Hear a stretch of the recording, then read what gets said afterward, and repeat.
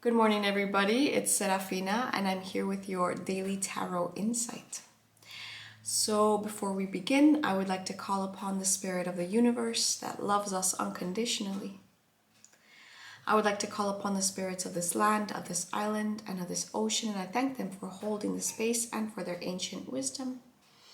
And I would like to call upon my guides, ancestors, archangels, and higher self, and I thank them for their presence and guidance with this reading. Okay, so I hope you all had a nice weekend with the full moon in Libra. The moon is currently in Scorpio, which means that we could be feeling like a lot of heavy emotions moving through us. And today, astrologically, the sun in Aries is squaring Pluto in Capricorn.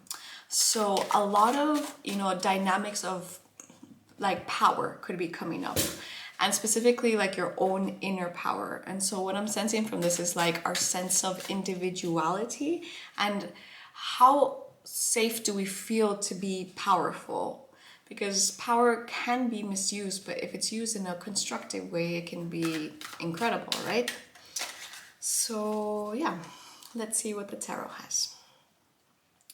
So, beloved spirit of the universe, what loving guidance is there for the collective today? What loving guidance is there for the collective today? We have the Knight of Pentacles. This speaks of being abundant, of being grounded. What further guidance is there for the collective today?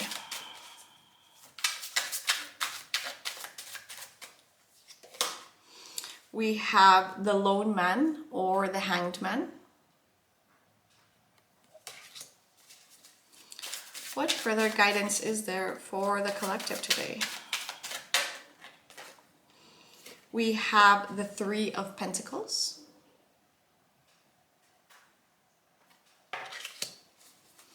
What further guidance is there for the collective today?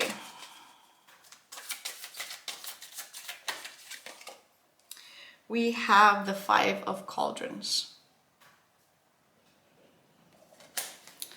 Okay, and to clarify, let's pick an oracle card.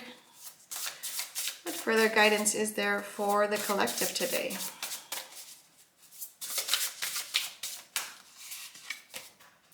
We have Transcending with the Pegasus.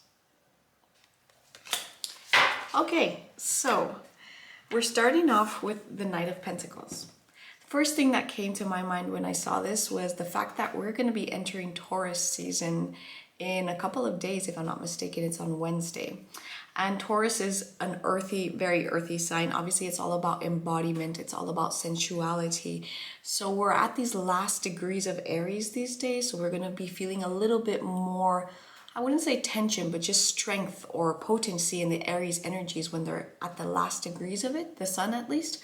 And we're going to be entering a state of our connection to our body, or this is going to be like coming up for us, relationship to money, to body, to values, and to pleasure.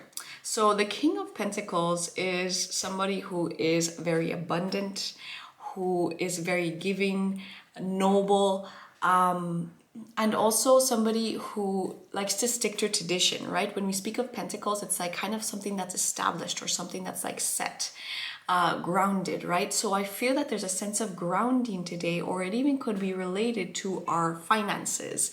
Maybe some of us are having to work on budgets. Maybe some of us are kind of like planning new ideas of how to generate more income into our lives. Then we have the Lone Man, which is known as the Hanged Man. We had him in the last reading. However, today what we can see is that the Hanged Man is having coins coming out of his purse there. And he has like a beautiful garden, an abundant garden behind him. And part of the archetype that comes with the Lone Man is that one of Odin, who hung himself from the tree of Yggdrasil to receive the wisdom of the runes, which are magical symbols. So what I'm interpreting from this card is that some of us could be going through a a period of contemplation, a period of rest even. And what this card speaks to is of patience. It's a card of indolence, but it's not indolence that's coming from fear or insecurity. It's coming from a place of wisdom. And as I mentioned before, like he chooses to be, you know, hung upside down by his own will. And so it's us being able to sit with those uncomfortable moments. I feel that today it's really related to some sort of abundance, some sort of us working on something. Why do I say that? Because we have the Three of Pentacles.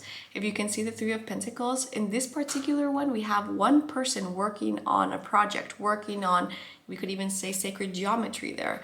In other decks, we usually see three people working on a cathedral, three people working on something. So it's usually a card of community and working within the means that we have. However, this card shows one person working on something specific with a lot of focus.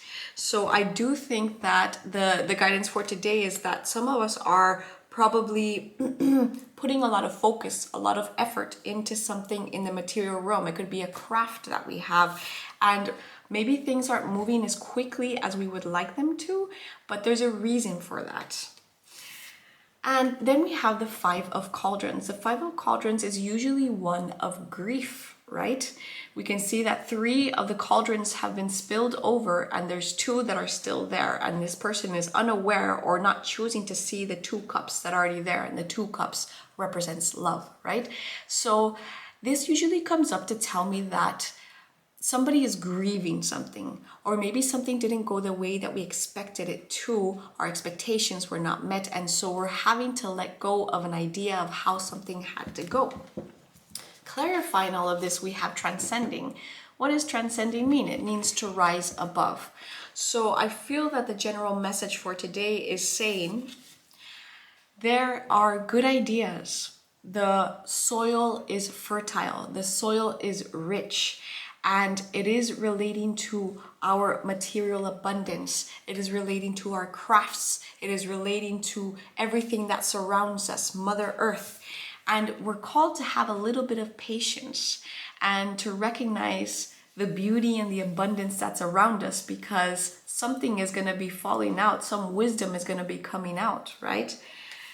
Another interesting thing to note is that Odin chose to hang himself there, and it was a form of sacrifice. He spent 90 days, I think it was, and 90 nights without food or water in order to receive the knowledge of the runes, right? So there has to be like a little bit of an element of sacrifice, or to transcend our fears, to transcend something that we thought was there, right? And the Three of Pentacles is saying, keep on doing what you're doing.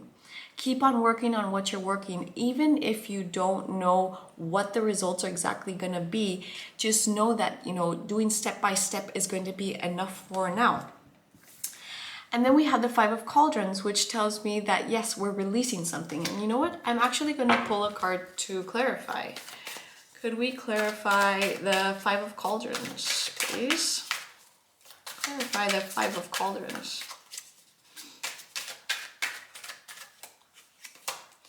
We have the Lovers.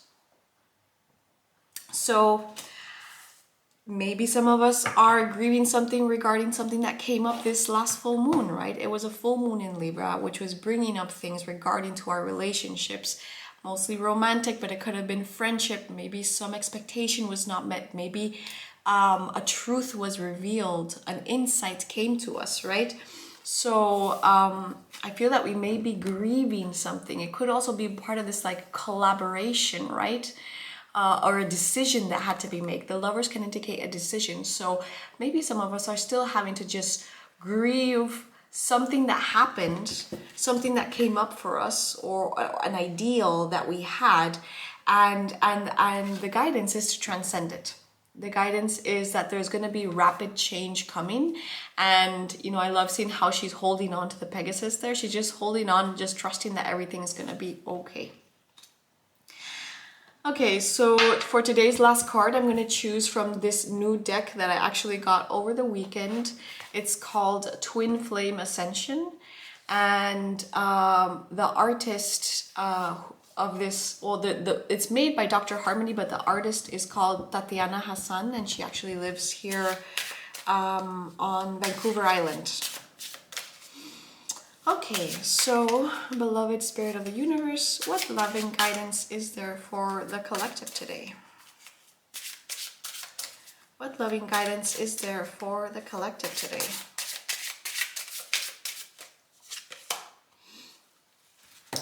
It says the electric, creative expression, and the number is 55. Okay, so let's read to see what this card says.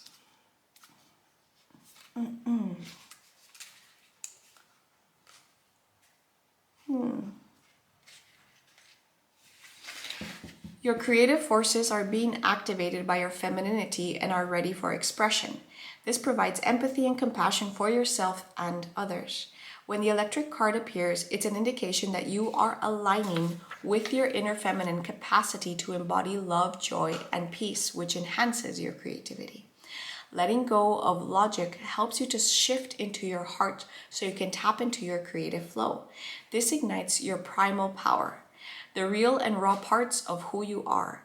Making conscious connection with your intuition enhances your ability to trust your journey. Alignment with the magical mysteries of the universe allows creativity to flow with ease and grace. This card suggests that you focus on unlocking your hidden feminine qualities. Tapping into your emotions and following your feelings helps you integrate with deeper parts of yourself.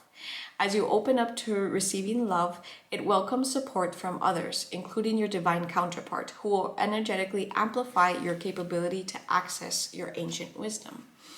So definitely some of us could be working on creative projects, right? Creative projects that are going to be eventually fruitful for us on the material realm. But what's really calling out to me here is that it's kind of saying that to let go so much of our need to understand things logically and to just go with the feminine flow of things. And when we live and create in that state of flow is when things just magically come together, right? So this is like when you're working on a creative project, they say it's nice to like take a break outside or do something. It's because we're focusing too much, right? We're putting way too much focus on something and we're not allowing, spirit to intervene or something to come in, right? And so it says it welcomes support from others, right? So the importance of community, the importance of opening up and allowing co-collaboration to happen while still maintaining a strong sense of individuality. So I feel that this ties back into what's happening today with the sun squaring Pluto, because Pluto is all about power dynamics, right? And the sun is in Aries, is exalted, and it's all about self, right? So it's like, how can we find a proper balance between my creative endeavors, my focus and what I want to do, and not create power struggles within the community or within those people around me, specifically with our lovers, specifically with our divine counterparts, with whoever we're choosing to be with if you are in a relationship, and if not, it could just be with your loved ones around you, right? So let's not forget that there's something that we're grieving, and I really feel that it's an expectation that was held, that was probably not met the way we wanted to. And so they're asking us to have a higher perspective and to transcend that expectation, right?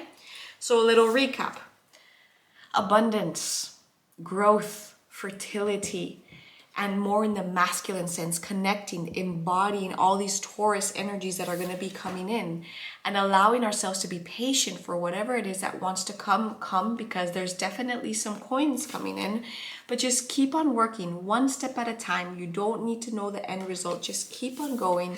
But first, let's grieve something. Let's release expectations that we had, possibly with a lover, because we are in a period of elevating, of letting go, of releasing, and that is going to allow us to come into our fullest creative expression by allowing our feminine energies to do the magic that it normally does. Okay, everybody, I hope this was useful to you. Please make sure to comment, share, or like if this resonated with you, and I will be back here tomorrow. Bye.